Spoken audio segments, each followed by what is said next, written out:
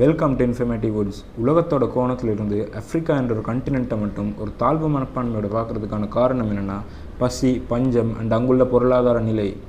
ஒரு நாளைக்கு 25,000 பேர் வரைக்கும் பசியால் மட்டுமே இறந்து போகிறாங்கன்னு யூஎன்னால் ஒரு ரிப்போர்ட் சப்மிட் பண்ணப்பட்டிருக்கு. இந்த ஆஃப்ரிக்கன் கண்டினென்ட்டில் 54 நாடுகள் காணப்படுது. சவுத் ஆஃப்ரிக்கா போன்ற சில நாடுகள் டெவலப்பிங் ஸ்டேஜில் இருந்தாலும் அதிகமான நாடுகள் பஞ்சத்தால் மூடப்பட்டிருக்கு.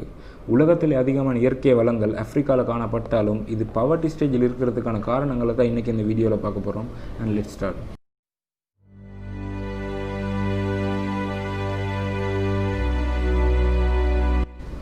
UNDP united nations development program ஆஃப்ரிக்காவில் உள்ள வறுமையை கணிக்கிறதுக்காக ஒரு ரிசர்ச் நடத்துகிறாங்க. அண்ட் அந்த ரிசர்ச்சோட முடிவில் அவங்க வறுமையோட காரணம் ஒழுங்கான கல்வி தேவைன்றது தெரிய வருது.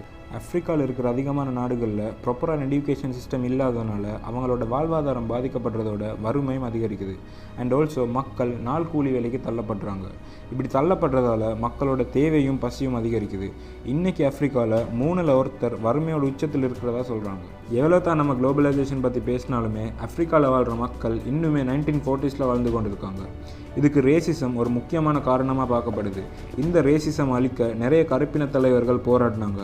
பட் அமெரிக்காவில் நடந்த ஜார்ஜ் ஃப்ளாய்டோட மரணத்துக்கு பின் இது உலகம் முழுக்க பேசப்பட்டது.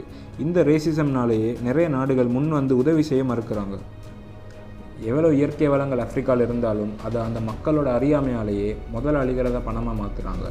ஒரு குறிப்பிட்ட சிலர் மட்டும் பணக்காரராகிறாங்க அண்ட் பாதிக்கும் மேலான மக்கள் ஏழையாக மாறுறாங்க.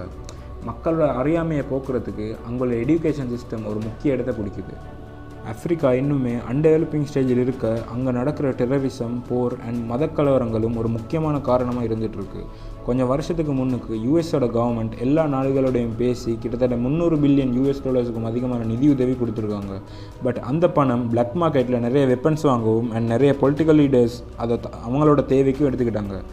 புத்தகம் எடுக்க வேண்டிய வயசில் ஆயுதம் தூக்குற ஒரு வழிமுறை இப்போ வரைக்கும் சில ஆஃப்ரிக்காவில் உள்ள நாடுகள் இருக்குது. அண்ட் ஆல்சோ அங்குள்ள நிறைய இடங்களில் 5லிருந்து 13 வயதுக்கு இடைப்பட்டவர்கள் சைல்ட் லேபரிங் என்ற பேரில் ஃபோர்ஸ் பண்ணி வேலைக்கு அனுப்பப்படுறாங்க. இதுக்கான காரணம் அங்குள்ள குடும்ப சூழ்நிலையும் வறுமையும். இந்த வறுமைக்கான காரணம் அங்குள்ள அரசாங்கத்தோட அலட்சியம் என்றதில் சந்தேகமே இல்லை. ஒழுங்கான சாப்பாடும் சுத்தமான தண்ணியும் இல்லாமல் ஆஃப்ரிக்காவில் லட்சக்கணக்கான பொதுமக்கள் இறந்து போகிறாங்க. இங்கே சாப்பாடு இல்லாமல் கஷ்டப்படுறதுக்கான காரணம் அங்கே பயிர்கள் அழிக்கிற அளவுக்கு அடிக்கடி ஏற்படுற வெள்ள அனர்த்தங்களும் காலநிலை மாற்றங்களும் தான். இங்கே வாழ்கிற மக்களுக்கு அசுத்தமான தண்ணி கிடைக்கிறதுக்கான காரணம் ஃபேக்ட்ரிஸ்லேருந்து வெளியேற்றப்படுற கெமிக்கல்ஸ் அண்ட் வேஸ்ட். இது சுத்தமான தண்ணியில் கலக்கப்படுறதால அங்குள்ள தண்ணி பொல்யூட் ஆகும். இப்படி கெமிக்கல்ஸ் கலக்கப்படுற தண்ணியை குடிக்கிறதால மட்டுமே ஒரு ஹவருக்கு 115 பேர் இறந்து போகிறாங்கன்னு ஒரு ரிப்போர்ட் சொல்லுது. இந்த தண்ணியால் நியூமோனியா, மலேரியா போன்ற டிசீஸ் வந்து நிறைய பேர் பாதிக்கப்பட்டு இறந்து போகிறாங்க. இப்போ வரைக்கும் 2.5 கோடி ஆஃப்ரிக்கன்ஸ் HIV பாதிக்கப்பட்டிருக்கிறதா ஒரு ரிப்போர்ட் சொல்லுது, குழந்தைகள் உட்பட. இவங்களை ட்ரீட் பண்ண ப்ராப்பரான ஹாஸ்பிட்டல்ஸோ ஹெல்த் ஃபெசிலிட்டிஸ் இல்லை. ஒழுங்கான ட்ரீட்மெண்ட் கிடைக்காமையே பாதிக்கும் மேலான மக்கள் இறந்து போகிறாங்க. நம்ம எவ்வளோ தான் மாடர்னைஸ்டாக இருந்தாலும் ஆஃப்ரிக்காவில் வாழ்கிற மக்கள் ஜெயில் வாழ்க்கையை விட ஒரு மோசமான வாழ்க்கையை வாழ்ந்து கொண்டு இருக்காங்க.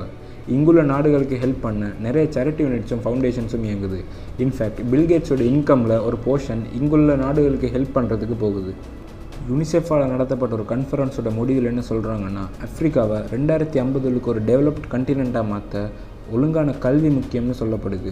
அங்கே வாழ்கிற மக்களோட மிகப்பெரிய பிரச்சனை என்னென்னா அறியாமை. அந்த அறியாமையை நீக்கி அங்கே வாழ்கிற மக்களுக்கு ஒரு ப்ராப்பரான எஜுகேஷனை வழங்குறது மூலமாக ஆஃப்ரிக்காவை இது ஒரு நல்ல பாதையில் கொண்டு போகும். கல்வியால் மாற்ற முடியாத விஷயம் எதுவும் இல்லைன்னு சொல்லி இந்த வீடியோ முடிக்கிறேன். அண்ட் இந்த மாதிரி நிறைய கண்டென்ட்ஸ் என்னோட இன்ஃபர்மேட்டிவ் வுட்ஸுக்கு சப்ஸ்கிரைப் பண்ணுங்கள். Until then see you next time.